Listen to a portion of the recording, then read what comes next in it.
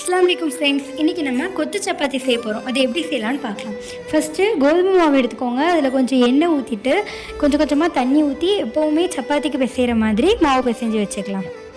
நல்லா பிசைஞ்சிட்டு அதை எப்பவும் போல் நல்லா உருண்டை போட்டு நல்லா அதை ஒரு ரவுண்ட் ஷேப்புக்கு பரப்பி எடுத்துக்கோங்க. இப்போ எப்பவும் போல் நம்ம எப்போவுமே சப்பாத்தி போடுற மாதிரி சப்பாத்தி போட்டு எடுத்துக்கலாம். இப்போ நம்ம சப்பாத்தி போட்டாச்சு. இப்போ அது எல்லாத்தையுமே நல்லா ஒரே ஷேப்பில் ஈவனாக கட் பண்ணிக்கோங்க. இப்போ நம்ம சப்பாத்தியெல்லாம் கட் பண்ணி வச்சாச்சு. இப்போ இதுக்கு என்னெல்லாம் தேவைன்னு பார்க்கலாம். ஒரு 5 முட்டையை நம்ம உடச்சி வச்சுக்கலாம் ஒரு பவுலில்.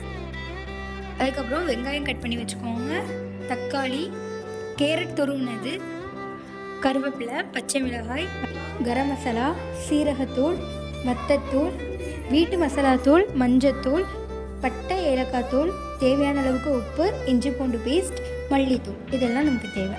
இப்போ ஃபஸ்ட்டு ஒரு பேனில் நம்ம ஆயில் ஊற்றிக்கலாம். இப்போ அதில் பட்டை, ஏலக்காய் தூள் போட்டு நல்லா வதக்கிக்கோங்க.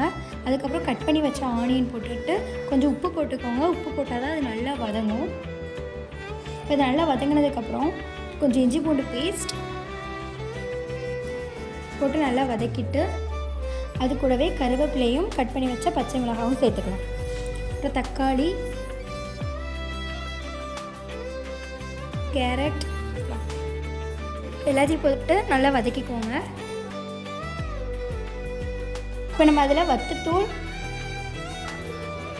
கரம் மசாலா, சீரகத்தூள், மல்லித்தூள், வீட்டு மசாலாத்தூள், கொஞ்சமாக மஞ்சத்தூள் எல்லாம் ஆட் பண்ணிவிட்டு நல்லா கலந்துக்கலாம். இப்போ அதுலேயே நம்ம கலந்து வச்ச 5 முட்டையை ஊற்றிக்கலாம்.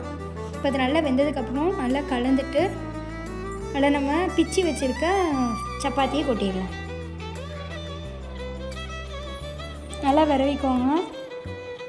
இப்போ நம்மளுடைய கொத்து சப்பாத்தி ரெடி ஆகிட்டு கொஞ்சமாக அதில் மிளகுத்தூள் தூவிட்டு நம்ம பிளேட்டில் எடுத்து வச்சுக்கலாம்.